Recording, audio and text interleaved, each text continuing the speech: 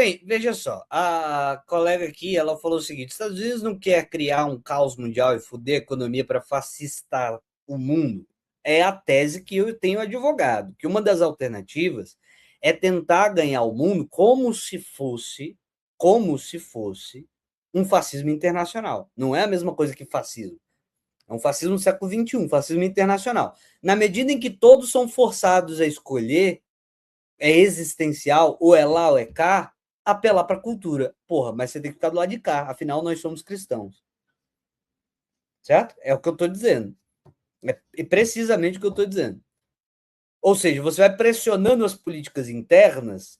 E aí, vocês vão ficar do lado da China ou dos Estados Unidos? Aí aqui o Brasil, 90% da população é cristã. Aí você pauta a política toda por isso. Diz que é o fim do mundo, que o mundo vai acabar e que não sei o que, etc. Você vai ficar de qual lado? Você vai ficar do lado dos ateus chineses ou tu vai ficar do lado dos seus amigos, companheiros em fé? Aí a política interna condiciona a eleição de pessoas que, no final das contas, vão decidir ficar do lado dos Estados Unidos. Eu acho que tem esse jogo em Bannon. Steve Bannon serve para isso. Steve Bannon serve para isso. Você conecta as pessoas para esse projeto. Né? Se a posição política é ou eles ou eu vou pressionar internacionalmente para que as decisões sejam feitas através da cultura. Então, o Brasil é mais culturalmente americano ou mais culturalmente chinês? E isso não vale só para o cristianismo. Você vai para um país qualquer na África do Sul, no sul da África, melhor dizendo, né? Que mesmo não sendo cristão, você consome o que mais de cultura? O que você se vê mais? No McDonald's ou naquele negócio louco lá de sorvete chinês que não chegou? Então é uma pressão mesmo, ou é lá ou é aqui, é lá ou é aqui, qual é o lugar? E aí pressionar as políticas internas para selecionarem líderes que vão colocar a posição pró-Estados Unidos por uma questão cultural. Eu acho que é isso que está acontecendo mesmo. Eu acho que tem essa dinâmica mesmo. Mas não é uma dinâmica de suicídio. É uma dinâmica do seguinte: se o presidente pressiona ou ele ou eu, ou ele ou eu, ou ele ou eu, a cultura começa a valer muito, né? Muito. Didn't tell mankind, Americans, the Chinese, the British, the one truth which matters the most.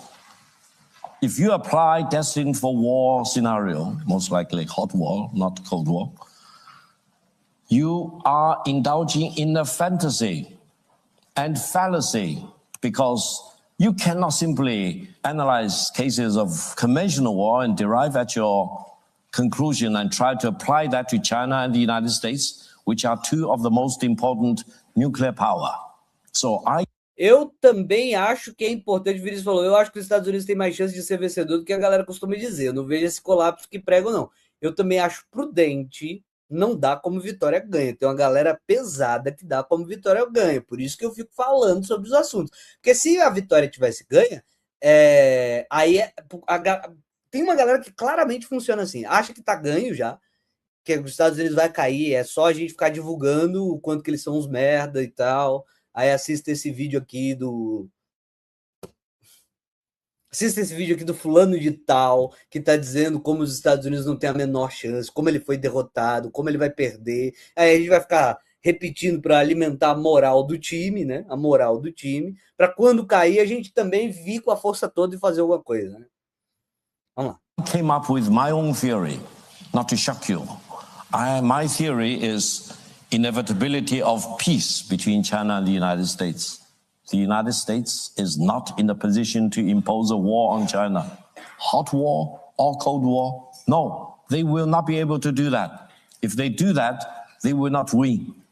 Therefore, my real proposition, I want to say, is that regardless of what the United States wants to do, imposing a cold war or a hot war, or both hot and cold, or a fever, or a trade war, or a tariff war, China refuses to be dragged into it. What China wants to do is to promote peace. Certo? Então é isso que eu estou dizendo. O posicionamento, a fala, a pronúncia chinesa não joga lenha na fogueira. Eles podem até estar se preparando para a guerra, inclusive podem começar a guerra. Não sei. O que eu estou dizendo é que eles não ficam jogando no público. Vamos para cima, vamos, vai. Quem vai dar o soco primeiro? Isso não, a China não faz, entende? Isso a China não faz. China now is already the champion of defending free trade and is a stalwart weight promoting freedom and promoting peace. Assim, Douglas falou, cara, como que vota para o Vitor Gal ser o presidente do Brasil?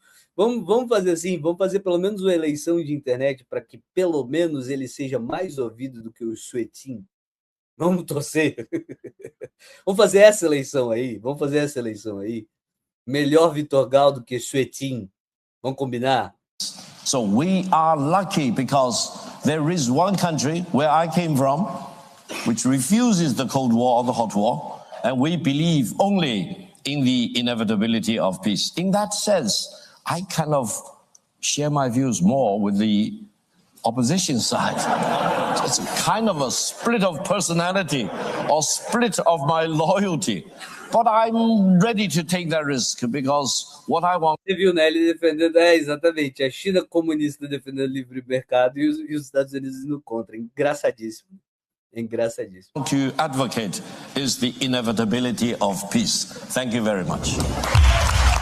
Certo? Então, veja, é uma declaração, nada disso vai dizer o que vai acontecer no futuro, mas o que eu estou dizendo é, a sinalização do Estado chinês é essa, tá? A sinalização do Estado chinês é essa, tá bom? A sinalização do Estado chinês é essa, certo? Sensatez, não vamos para a guerra, isso não nos interessa. Se a gente segurar o carro andando, a gente vai chegar lá, a gente faz economia melhor do que vocês, a gente produz mais barato do que vocês, a gente tem uma infraestrutura mais eficiente que vocês, a gente tem um projeto de mundo mais eficiente do que vocês. Isso é kantiano pra caralho, exatamente. Do ponto de vista da China, a China está sendo kantiana pra caralho. A China está sendo kantiana pra caralho, né? A paz perpétua mesmo, né? O projeto que ele expôs ali. Né? Iluminismo chinês, né? Iluminismo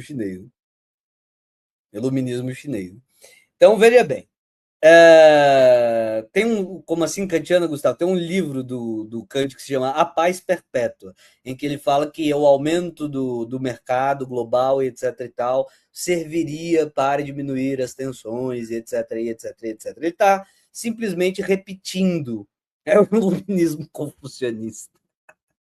Ele está repetindo a proposição de Kant, porque a proposição de Kant é uma leitura de mundo, segundo o que ele acredita, que deu errado, a Primeira Guerra está aí para mostrar, a Segunda está aí para mostrar, mas ele está não fazendo isso como um proponente, né? Ele está dizendo assim, ó, a gente está apostando nisso porque isso é melhor para a gente. Eu estou dizendo, como Kant disse, deixar as coisas acontecerem, o mercado para eles é melhor, né?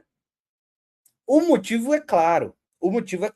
E aí vem com o que eu queria comentar com vocês, tá? Era a base do que eu queria planejar com vocês.